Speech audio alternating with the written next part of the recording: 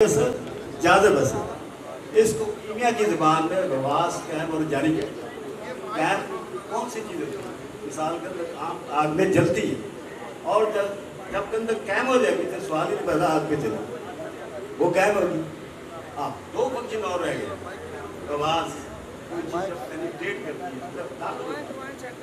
ٹھیک ہے، اگر طاقت ہوگی اگر وہ پھیلی نہ اگر نہ پھیلی تو وہ سنڈ ہے، آپ اس کو جاری کرنا ہے۔ جاری کا کیا مطلب ہے کہ ایک سیل سے لے کر، بات سنو غور سے، ایک سیل سے لے کر tissues and compound organ just like stomach, امعاء وغیرہ جو مرکب اعضاء ہیں ان تک اس کے اثرات پہنچیں گے، اس کو کہتے ہیں جاری، رواس اور قیم۔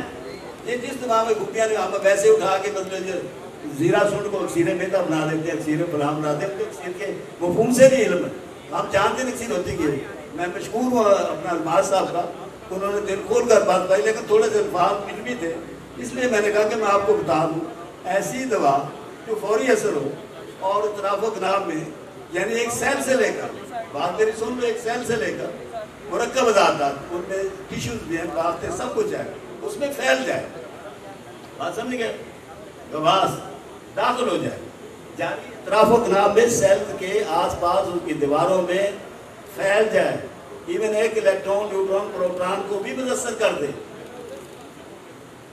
اس کو جاری کہتے ہیں۔ اور جو فرمایا انہوں نے کہ قیم کو ہوتی ہے جو زندہ رہے، چلے سے رہے، گند کی میں نے مثال دی ہے، سمر بار گیا آپ کے رکھوں جل کر دھواں دے کر چلے جائیں گے۔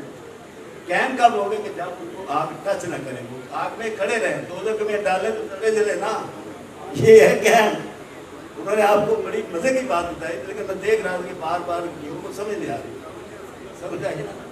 وہی دوا اس کے وہ دائمی اثر ہو، فوری اثر ہو اور جاذب اثر ہو، یہ ایک چیز، ادھر بھی یہ ایک چیز ہو، ادھر بھی یہ ایک چیز۔ اور یہ جو مطلب علماء صاحب فرما رہے ہیں بالکل حقیقت ہے، جب چیزیں اس معیار کی تیار ہو جاتی ہیں تو وہ بیٹا ضرور میں چاولوں میں دی جاتی ہے، وہ چمچوں سے نہیں دی جاتی۔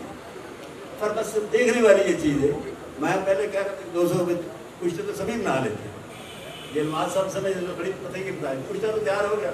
اب یہ آپ کو کیسے پتہ چلے گا کہ یہ کام کرتا کہ نہیں کرتا، یہ گواز اور جاری ہے یا نہیں، قائم ہے یا نہیں ہے، یہ دیکھنے والی چیزیں حکیم ان کو سمجھ لیں گے، محنت کریں گے تو انشاءاللہ تعالیٰ فائدہ ہوتا ہے۔ یہ تو بڑے اچھے ماشاءاللہ اللہ ان کی زندگی کرے، بڑی علمی باتیں بتا رہے ہیں، تو یہ سیکھنے والی بات ہے۔ جی السلام علیکم، بہت بہت شکریہ جناب، اللہ پاک آپ کو عام بندوں میں نہیں ملے، ہر سنیاسی ہیرے کو نہیں قابو کر دیتا، ہیرے سانڈ ہر کوئی بنا لیتا ہے۔ دنیا میں جو چیز بھی ہے لاش کام نہیں کرتی اس کے اندر جب تک زندگی نہ ہو۔ میں آپ کو بتاتا ہوں، دوسری بات یہ ہے کہ ہیرا دنیا پارانوش سنا ہوا ہے، دیکھا کہیں نہیں کسی نے، ہیرے پارانوش بن جاتے ہیں۔ اب ہیرے پارانوش جب بن جاتے ہیں تو ہیرے پارانوش کے معیار کا پتہ لگانا وہ بھی کسی کو نہیں پتا۔ کوئی ہے میدان میں تو آ جائے، کوئی ہے تو آ جائے میدان۔ اب ہیرے کا آپ لوگوں نے کشتہ بنا لی تو اس کا معیار کیسے چیک کریں گے کہ یہ ایک ذرہ 10 کلو پارے کو کنورٹ کر دیتا ہے دھات میں، یا کہ ایک رتی 1 تولے کو کنورٹ کرتی ہے۔ اب تب آپ کو پتہ لگے گا کہ ان میں کیا طاقت ہے، اس طاقت کے حساب سے کچھ رہیں گے۔ ایسے ہیرے کشتے بن جاتے ہیں، یہ تو پارے میں چیک کریں، پارا ڈال کے اس کے اوپر تھوڑا ڈالیں، کیا اس کو قابو کرتا ہے نہیں کرتا، تھوڑا رتی ڈال دیں، رتی کرتی ہے تو آپ سمجھ لیں کہ یہ چھوٹے معیار کا ہے۔